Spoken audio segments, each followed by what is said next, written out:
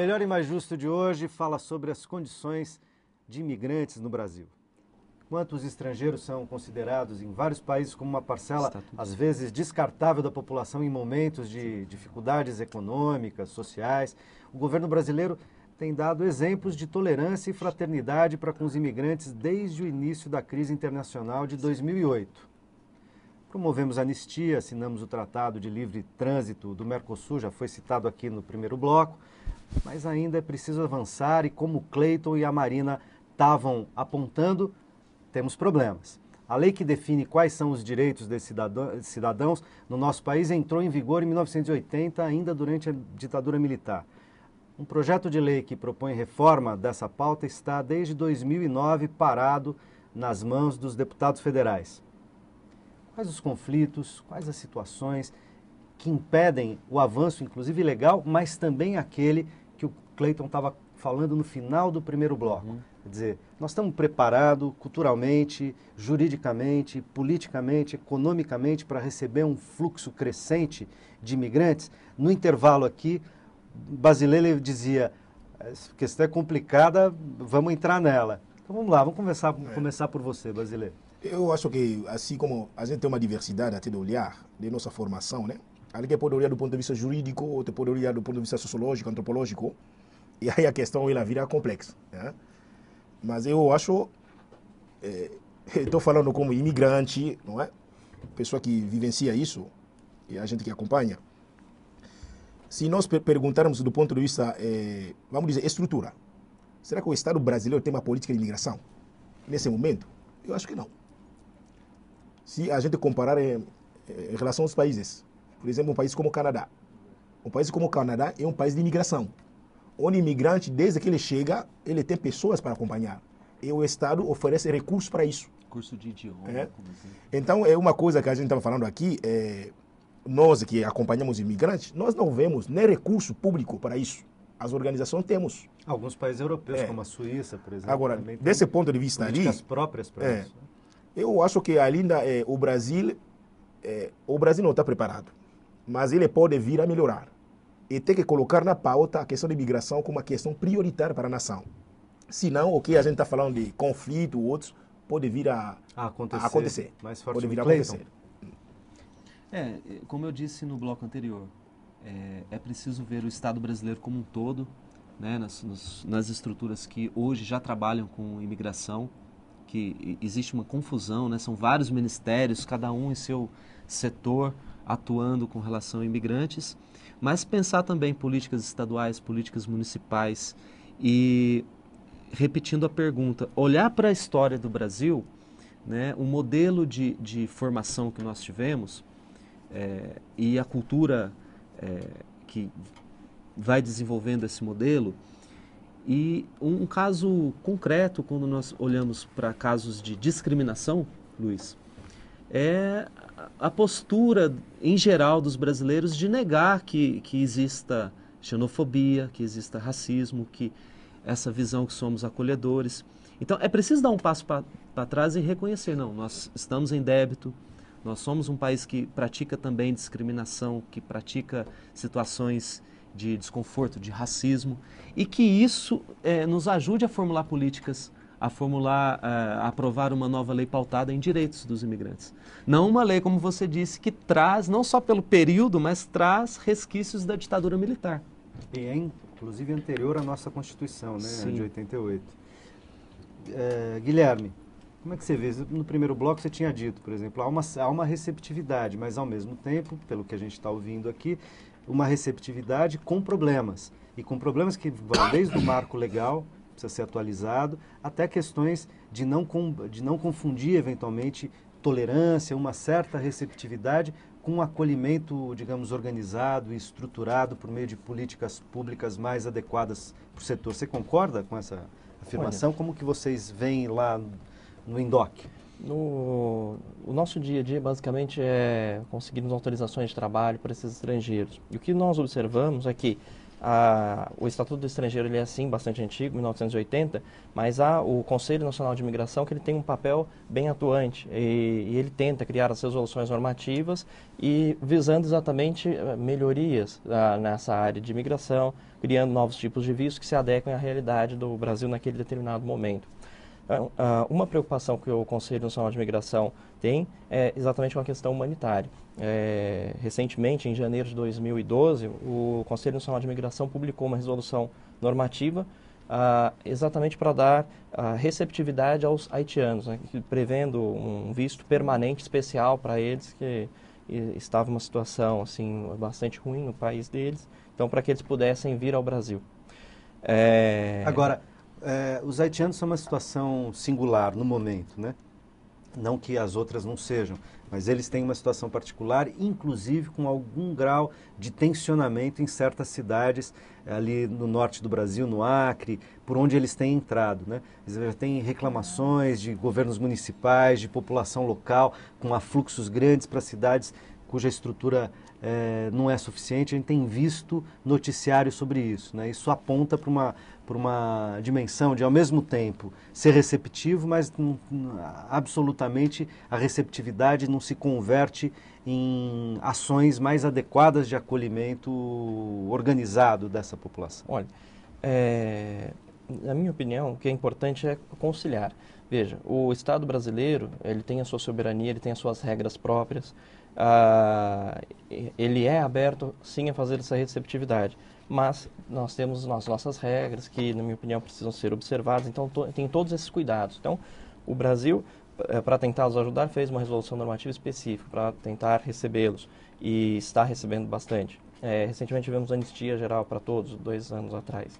Então, o Brasil tem caminhado, tem feito a sua parte. Mas há limites, é claro, porque ele tem uma soberania, ele tem ainda algumas limitações que ele não poderia deixar de lado. E uma questão interessante que o Cleiton comentou a respeito dos direitos desses estrangeiros.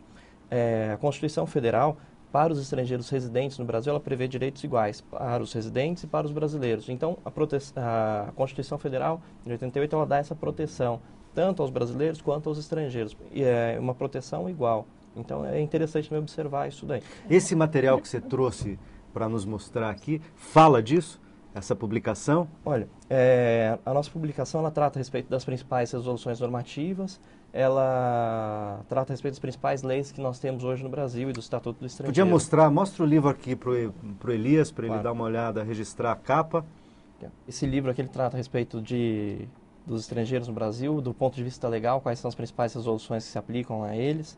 É uma colaboração que a gente tenta fazer no mundo jurídico para que nós possamos ir trazendo alguns comentários jurídicos sobre o Estatuto Estrangeiro, porque são poucos que existem, então é importante ter essa colaboração. Marina, do ponto de vista legal, aonde a lei lá de 80 é precária, aonde ela poderia avançar, o que a reforma que está desde 2009 no Congresso prevê, quais são, do ponto de vista desse marco legal que estavam ao qual o Guilherme estava se referindo, e o Cleiton também, aonde ele faz questão ainda para a gente mexer? Olha, eu acho que a publicação, quando fala o estrangeiro no Brasil, né, eu estava falando antes, é o que indica o que está alheio aqui, é o que alguém que é de fora mesmo. Acho que isso é um dos grandes... Estrangeiro é o estranho, né? É o estranho, exatamente. E é um dos grandes pontos dessa lei, do Estatuto do Estrangeiro, né? Essa reforma que a gente pretende, primeiro de tudo, a gente já quer que chame de lei de imigração, que seja aquela que acolha a todos, né? E um outro ponto também, que quem trata da migração no Brasil, quem concede visto para onde você tem que levar os documentos, além do Ministério do Trabalho, através do Conselho Nacional de Imigração, é a Polícia Federal. Ou seja, são pessoas preparadas para prender, para apurar crime e não para receber pessoas, né? A gente não tem essa dimensão de direitos humanos quando se trata de imigração. Eu acho que o Brasil acho que tem muito ainda que avançar para receber esse fluxo. O próprio exemplo dos haitianos no começo do ano, fim do ano passado, foi uma amostra de que o Brasil não está mesmo preparado, né? Que até essa resolução nacional do Conselho Nacional de Imigração foi feita para tapar esse buraco, como a gente vai lidar com essa nova realidade, porque eles entram no norte, mas eles já estão vindo para cá, para o sudeste, né? Eles estão vindo para cá porque são pessoas que precisam de trabalho, aqui tem a demanda, eles têm oferta aqui. Então, mas a gente tem essa vontade de tratar a migração, né? Essa vontade política recente. A anistia migratória, ela é um exemplo, ela foi de 2009, e a gente, né, ao todo, ela tentou beneficiar todos os imigrantes irregulares, né, que chegaram no Brasil até 1º de fevereiro de 2009, e ao todo, números, né, do Ministério da Justiça, foi beneficiado 45 mil imigrantes. Isso é muito, muito pouco. Né? E na hora uma parcela mínima. É uma parcela mínima que pegou um documento provisório, temporário, que na hora de renovar, a burocracia, o entrave também, atrapalhou 17 mil, né, conseguiram. Então, isso também não faz com que, por exemplo, essa população fique vulnerável a certos níveis de exploração, por exemplo, no trabalho? Claro, o fato de ficar irregular não é uma das formas de precarização do trabalho no Brasil? Você soma alguns fatores, Luiz. A irregularidade do documento, a Polícia Federal é o órgão responsável. Eu não quero procurar a polícia, a não ser se eu for furtado ou se acontecer alguma coisa ligada a um crime. Então, as pessoas têm receio, com razão, de procurar a Polícia Federal. Uma cultura preconceituosa e, inclusive, propagada pela mídia, por programas, por telenovelas que falam, né, você vai ser mandado de volta para o seu país. Então, esse panorama de rejeição e de restrição, ele precisa ser revisto, não reformando o antigo, a lei vigente, que é o Estatuto do Estrangeiro. Apenas, tem que fazer isso também. Mas não, construindo uma nova lei, okay. Cujo paradigma seja outro, como disse Marina, seja os direitos humanos, seja a... Então, mas o projeto de 2009 que está tramitando no Congresso não faz isso, pelo menos em parte? Não ele faz. Ainda está um pouco aquém do que nós, do Movimento de Direitos Humanos para os Migrantes... Até mesmo o projeto que é novo... Então se trata de revogar de 1980, de recusar de 2009 e de propor uma nova formulação. Inclusive, a gente tem participado de vários debates, a gente já fez audiência pública para tratar sobre isso, porque ele ainda tem ele acaba... deixando prazos menores ainda, ou mais requisitos, né? A nova lei de imigração, ela é necessária porque precisa revogar de 80, mas ela ainda não é o Até ideal. O projeto de 2009, Luiz, prevê um exemplo aqui absurdo, que qualquer agente público possa prender um imigrante que esteja sem o seu documento. Prender, literalmente. E não é um crime, né? Então, criminaliza o imigrante em várias situações. Basilele, e aí? Eu, assim, havia o termo de fluxos, né? Alguns pesquisadores sempre vão propor que, através de fluxos, é preciso ver os sujeitos históricos. São pessoas. Então, quando a gente entra nesse campo, esses imigrantes, eles são europeu, africano, asiático, o sul-americano. Aí a questão muda. Mesmo quando nós vamos falar de discriminação, essa discriminação pega mais quem, não é? Ele incide mais para sul-americano, para africano. Então, mesmo essa onda, né, de mercado de trabalho que a gente está falando, você vai receber alguns imigrantes europeus, africanos, sul-americanos qualificados. Mas no mercado de trabalho eles não são aceitos da mesma forma.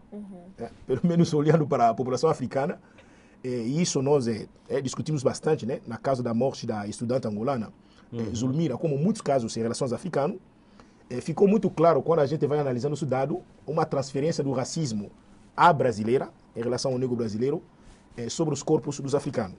Então, aí o sujeito ele não consegue diferenciar o africano e o afro-brasileiro por questão da cor.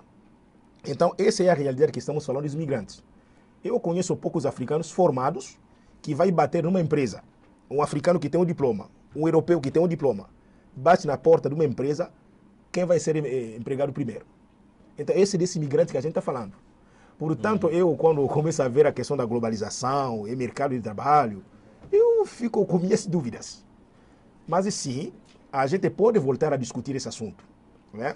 O pouco trabalho que eu tenho feito com os alunos na sala, na antropologia, história e cultura afro-brasileira, quando nós discutimos a interculturalidade, a gente começa a perceber que o sujeito, que é o brasileiro, ele começa a ver que o mundo ele é complexo, a diferença é coisa boa.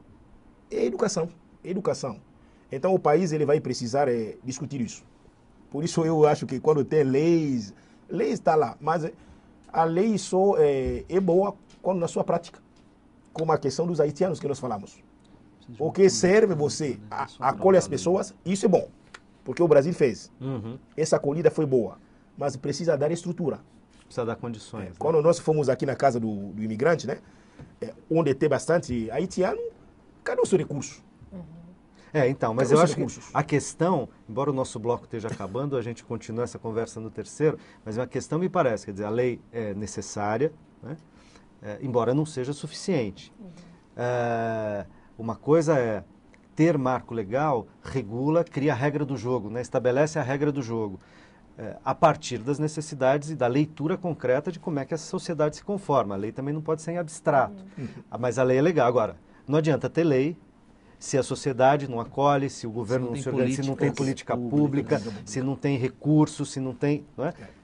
Ok, mas a gente continua esse debate. No próximo bloco a gente vai fazer agora um rápido intervalo e já voltamos. Até já!